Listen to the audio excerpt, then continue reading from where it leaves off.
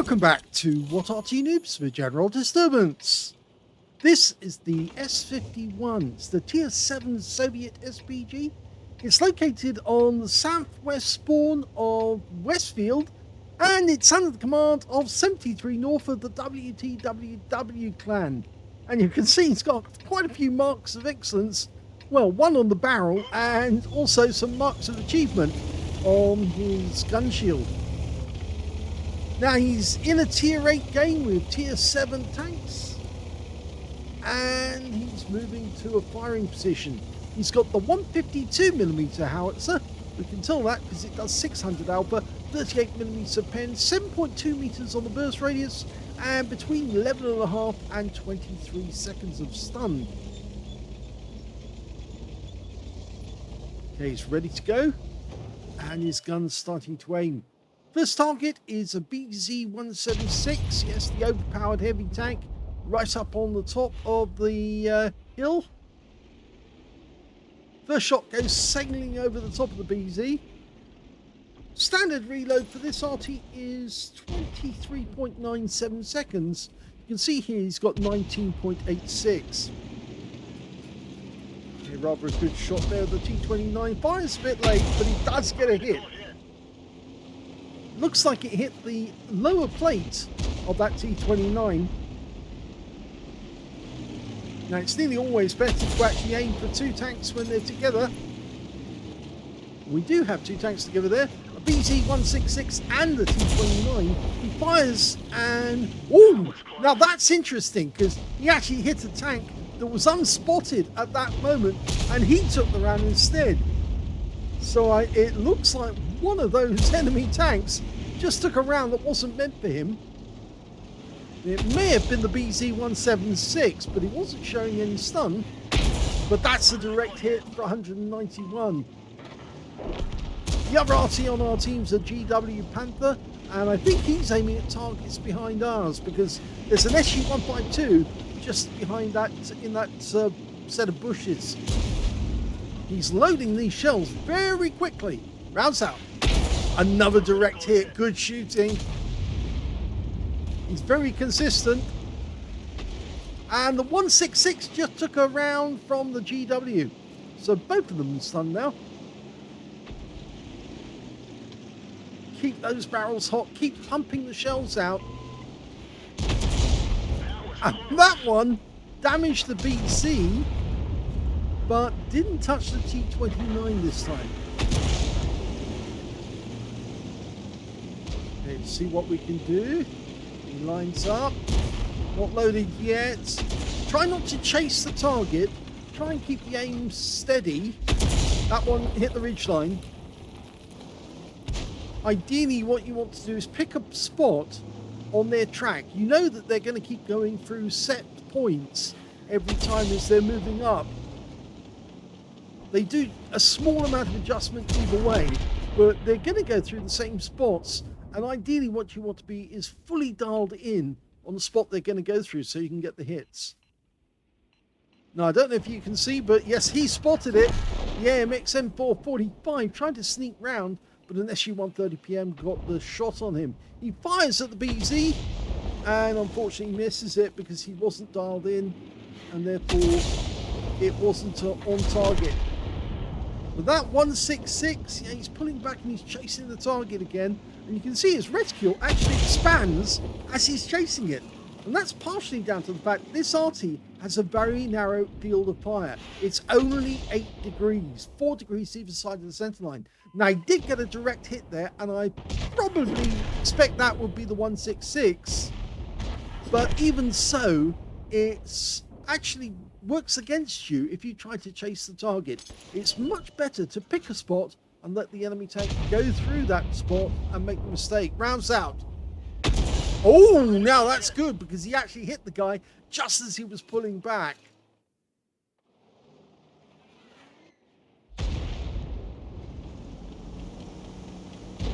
Okay, still chasing the target instead, and that's working against him. He fires with a blown reticule and it hits the ground in front of the tank. He's much better off picking a spot As you can see now, it's virtually fully dialed in, picking a spot and then aiming at that spot rather than chasing the target. Okay, G-Saw, 1010, round south. This should hit. Oh, it sailed right over the top of him. Unfortunately, we're still losing tanks up there. The 1010 just took out our Renegade. Okay, it's doing the same again. He's still chasing the target. Rounds out. And again, lands short. He's getting bad RNG at the moment, mainly because he keeps adjusting his aim. As I said, ideally he needs to keep his aim steady on a particular spot and wait for the enemy tank to drive through that spot. Rounds out. That lands short. Meanwhile, the BZ-166 keeps going up and down that road, hitting the same spots each time. He only adjusts his angle a little each shot. And so you know that he's going to pop out and come visible to one of our guys when he reaches the corner. He's done it now. He's just reached that spot. We fire on the G-Saw, and this time round he does get a hit. But his aim was steady when he fired, and that's why he got a direct hit. The G-Saw is now pulling back because he's low on hit points. Now, what he could do, 73 North, would be to aim at that spot where the BZ-166 appeared the last time, and then it'll probably show up exactly the same spot again, which is slightly about 2 inches to the left, or shall we say 6 centimeters. Instead, he's actually going for this Borsig, which is a very thin armored tank destroyer. Oh, it overshoots. I think our ELC's about to get... Yes, he just got nailed. That Borsig just finished him off. There's the BZ, and now he's changed position altogether. I think it's mainly down to the fact that the enemy tanks on the enemy side are actually suffering. They're one down, but they have lost quite a few of their heavy tanks. And there's a beautiful shot. That was well aimed, and he did pick the spot, and the guy drove into it, and he's gone down. That leaves the enemy Arty at the rear vulnerable, and we do have a tank going in there right now to try and find them. So what he could do is pre-aim in that general area, waiting for the first sighting of the enemy when they appear. They've got 2 GW Panthers, so we're going to get sighting of them. They're going to be around about A8 or A9 or A. Yes, in fact, there's one at A0, and there's the other one. So you can get a shot in. Took him a little while for the reticule to turn round. In fact, he's on the move. He doesn't realise that he's in cruise control, but he still gets a hit on the GW Panther. The reason why his reticule was so big and it was moving about all the time, he's actually in cruise control and he doesn't realise it. I think he stopped that. He's actually stopped the vehicle, but he'll probably find himself at the bottom of the slope when he comes to again.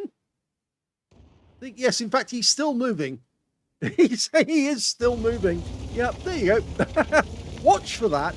If you ever see your reticule jumping about a lot, that's because you are moving. Well, there's 2 enemy tanks, and we know where the Super Hellcat is because he's been sighted. We don't know where the G-Saw 1010 is. The Super Hellcat's about to go down, so we're trying to get a shot on him as close as we can because he's a one-shot rounds out. Can this hit him?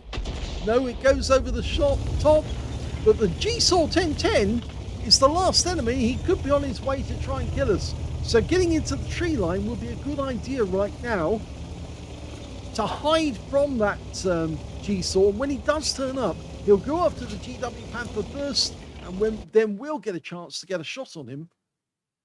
I think he's hiding, or was hiding, in the northwest corner of the map, and our team just missed him altogether.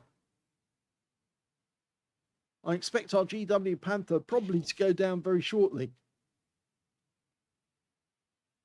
They're hunting for him, but I don't think he's there. I think he's looking for a quick medal to get himself a Pascucci's.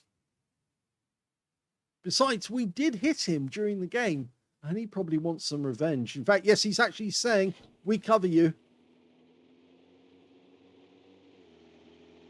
Okay, we've got one in the cap. What we ideally need is both in the cap to force him to come back. And the moment he does come back, then we can get a hit. But I think he's after an Arty or two.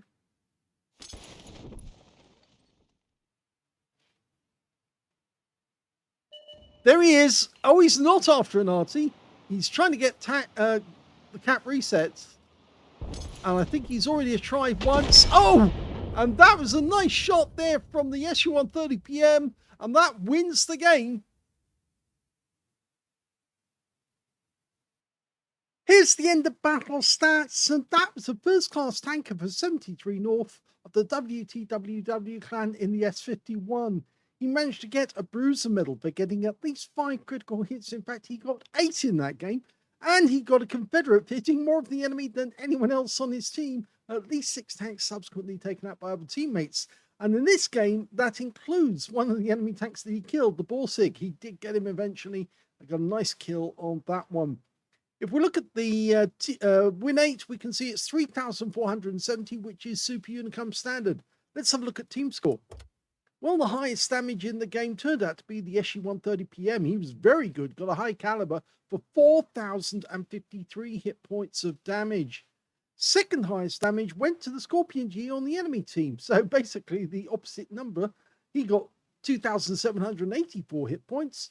And the third highest damage, well, that was the Super Hellcat on the enemy team with 2,606, and he got a tank sniper. When it came to 73 North, he got 2,572 hit points, and that placed him in 4th place on damage, and of course he got the Confederate. When it came to kills, though, we can see the high score was that SU-130PM. Again, 5 kills to him, 1/3 of the enemy team. 4 kills went to the GSAW 1010 on the enemy team, who I really thought wanted a Pascucci's medal, but no, he actually turned around and decided to defend his cap area, which was probably the correct thing to do, but he did have enough speed that he could have actually got the Pascucci's and then gone back to reset the cap afterwards. So it's a good sense that 73 North didn't actually get a visitation whilst he was still sitting in the open. 3 kills went to the SFB Shush A. He got a Pascucci's medal. He killed both the enemy Arty. So you can see it did actually work out well for him, even though the GSAW didn't do the same. And of course, the Renegade picked up a steel wall in this battle as well. When it came to 73 North, he only got the 1 kill, but it was the Borsig. If he'd actually got any more kills, he would have missed out on the Confederate medal. When it came to base XP, though, we can see the high score was the SU-130PM, got 1,095, followed by the Renegade getting 1,047. Both of those were tier 8s, and they both got over 1,000 base, which means that they did exceed on their job, with the Scorpion G getting 966 and 73 North getting 917 in 4th place. He fired 20 rounds, a large amount of ammunition really for an S-51, but on the Westfield map, if the enemies are moving backwards and forwards, they can make it more difficult for your team to get them. And it means that the Arty can get out more rounds in the intervening period. And of course, with the fast reload on the 152mm howitzer, which is of course the BR2 howitzer, you can get more shots out, which means more damage. And that means potentially you could end up with a nice little Confederacy medal or Confederate medal. 9 direct hits and 1 penetrating shot, which of course has to be the Borsig. Couldn't be anyone else. 483 hit points. Yes, it was a penetrating shot, and he was out the game. And 15 splashes as well. 2,572, all of it at more than 300 meters. Damage 7, kill 1. And so, yes, he did miss. He saved himself the Confederate by only getting the 1 kill. 304 hit points of stun assist of 14 stuns. On a premium count, he actually made a profit, but only just 1,298 credits, and he also took away 1,375 experience points as well. I guess the one thing that 73 North learned in this battle, as many players tend to find out eventually themselves, is if you accidentally hit the wrong key, you can find yourself in cruise control, moving forward, trying to aim at the target, but your reticule won't dial in and it keeps jumping all over the place. Yes, if you ever see that the reticule's moving about a lot, it's probably you're still in moving and you hit the cruise control accidentally. So try not to do that. And if you do see it, quickly stop the vehicle. You can do that by pressing W once or S once, just to stop it in its tracks. It takes it out of cruise control at that point, and then the vehicle will slow down, and then you can dial in. But always watch for that, because it's something actually that you should be aware of, because if you do move out of cover, if you go engage cruise control, you might find you're actually sitting in the open where the enemy can see you. And yes, you might inconveniently find your sixth sense flashing at you, telling you that you've been spotted, because you're just jaunting along very slowly in the middle of the field. And yes, the enemy accidentally saw you. It happened to me recently in a game I played where I thought I would actually fire at the enemy as he was approaching our cap area. I was actually over the enemy's cap area, and I fired my round all over the battlefield, over the other side of the battlefield. What I didn't realize was there was an enemy tank nearby, and the moment I fired, he saw that shell go out from me from the wrong side of the battlefield, and immediately knew that, yeah, there was something wrong. There's an enemy Arty in our back garden. I think we need to do something about that. So yes, do be aware, if your reticule moves about, it's probably because you're in cruise control. So I hope you enjoyed that replay. A nice first class from 73 North. If you did enjoy it, please give this video a like. Do subscribe to our channel. Leave a little comment down below because it feeds the algorithm. And thank you for watching.